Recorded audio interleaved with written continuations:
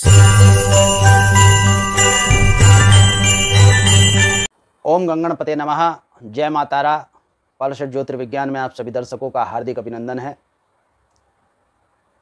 जगत प्रसूत भगवती जगदम्बा तथा आदिदेव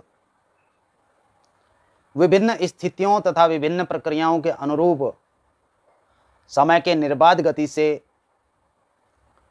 चलने के नियंत्रण को ग्रह गोचर द्वारा नियामक रूप से प्रतिबद्ध करते हुए आचरण कराते हैं। यह ग्रह स्थिति तथा नवग्रह तारामंडल ही नहीं, संपूर्ण खगोलीय ग्रह गोचर समय की निर्बाध गति से परिवर्तित होते हैं। अर्थात समय किसी भी बंधन से मुक्त होकर निरंतर प्रवाहित होता रहता है, बहता रहता है। इस समय की अवस्था के अनुसार सभी ग्रहों को समय समय पर काल क्रिया खंड में परिवर्तित होना ही है। वर्तमान में 24 मई सन 2020 रात्रि 11:45 पर बुध वृषभ राशि से अपनी स्वराशि मिथुन राशि में गोचर करेंगे तथा इस गोचर परिवर्तन का कर्क राशि के जातकों पर क्या प्रभाव होगा, इस विषय में वार्ता करते हैं। बुध मिथुन राशि में गोचर के उपरांत यहां 2 अगस्त सन 2020 रात प्रातः 3:23 तक गोचर करेंगे तथा इस समय के अनंतर बुध वक्री भी होंगे तथा अस्त भी होंगे। बुध 18 जून सन 2020 में वक्र गति को करना प्रारंभ करेंगे तथा 12 जुलाई सन 2020 दोपहर 1:50 तक वक्र स्थिति में रहेंगे। इसके अनंतर बुध 23 जून सन 2020 को अस्त होंगे तथा 9 जुलाई सन 2020 को पुनः उदय होकर वक्र स्थिति में आचरण करेंगे तथा 2 अगस्त तक वक्र स्थिति में आचरण कर पुनः मार्गी होंगे। मिथुन राशि के 20 अंश से वक्री होना प्रारंभ करेंगे तथा 11 अंश तक बुध वक्री होंगे। कर्क राशि के जातकों के बुध द्वादश स्थान पर गोचर करेंगे तथा इस गोचर के अनंतर कर्क राशि के जातकों पर विभिन्न स्थितियों को प्रदर्शित भी करेंगे। बुध कर्क राशि के जातकों को धन के मार्गों तथा कारोबार की स्थितियों में विशेष परिवर्तन करेंगे। यहां कर्क राशि के जातकों को अपने सेवकों, ऐसे कर्मचारी जो उनके सहायक हैं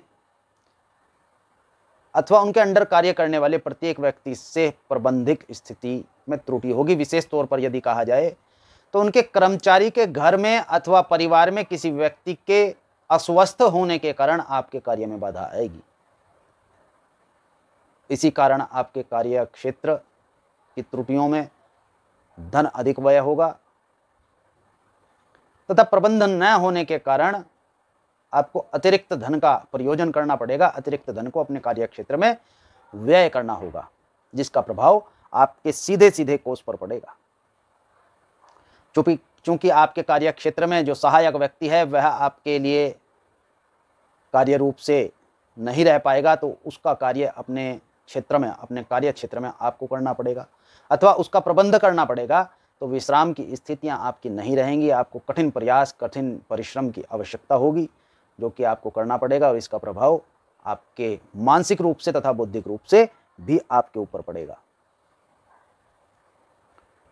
यहां कर्क राशि के जातकों को जीवन साथी के सहयोग की संभावनाएं भी कम ही प्रदर्शित होती हैं। अर्थात इस विषय में ग्रस्त जीवन साथी मानसिक तौर पर, बौद्धिक तौर पर आपकी सहायता नहीं कर पाएंगे।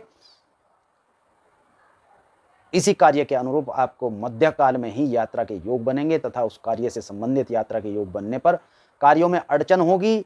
यात्रा करने से जिस कार्य के रूप में आपने यात्रा की है उसके पूर्ण होने की संभावनाएं कम ही प्रदर्शित होती हैं, जिससे लाभ के साधन अवरुद्ध होंगे तथा व्यय की स्थितियां प्रदर्शित होंगी।